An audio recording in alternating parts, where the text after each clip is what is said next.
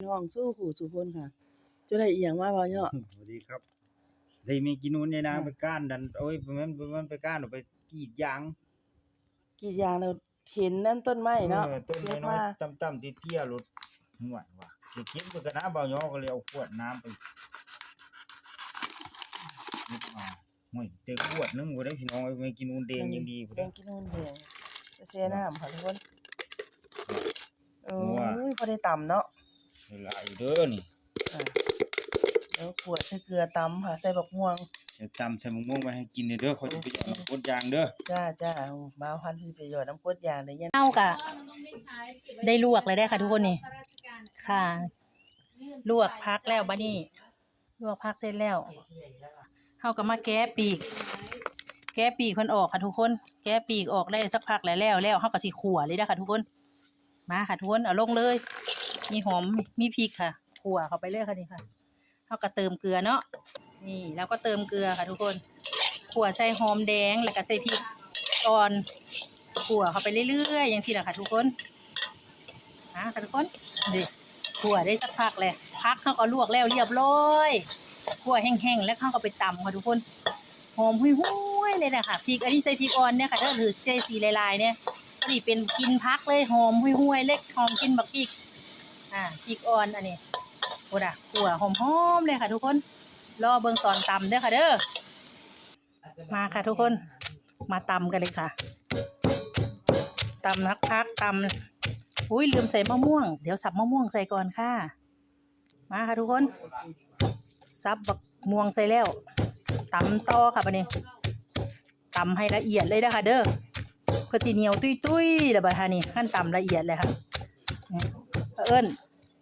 มื้อนี้บ่แม่นตำจักรจันทร์ได้พี่น้องมื้อนี้ตำแมงจีนูนใส่มะม่วง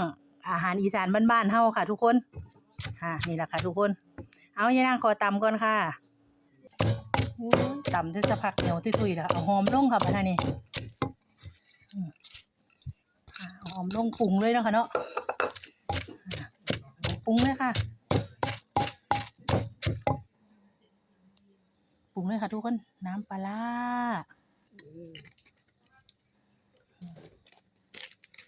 ผงนัวพอละใส่หลายมีมาทุกบ่ได้ปลาจังหน่อยเอา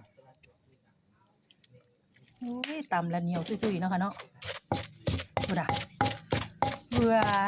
คักหลาย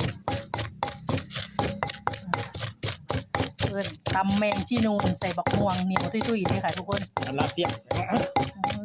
ตำแบบซุกเลยค่ะเด้อบางท่านเห็นเฮ็ดผู้เดียวค่ะทุกคนบัดนี้บ่าวย่อมาจอยตำ เบาย่อถนัดตำเฮ้ยอย่านั่งว่าเจ้าถนัดตำมาตำเด้อเดี๋ยวมาตำ โอ้ยได้ทีละมาตักบ่าวย่อ เดี๋ยวพี่น้องเอ้ย กระเสียบเนาะอู้นักคุกได้นาง ตักเหนียวบุญเดียวพี่น้องพุ่นตักกินเบิ่ง เหนียวขนาดเลยพุ่นอ่ะ เป๊ะเลย โอ้ยพร้อมเสิร์ฟแล้วอุ้ยผู้ดิพี่น้อง เรียบร้อยได้บักใหญ่พี่น้องโอ้โหอันนี้จะบ่ได้เอามาอย่างดิสิมาพัดโคกจักหน่อยนะพี่ บ่ น้อง เอาสั่นจัดเบิ่งดูพุ่นอ่ะมันหายากบ่ได้ให้เสียเลยแม่นบ่ โอ้พี่น้องเอ้ย บ่าวย่อว่าบ่ได้ให้เสียเลยเดี๋ยวพากลับเอ้ยคักพุ่นอ่ะ โอ้ยแซ่บไปพี่น้องแซ่บหลาย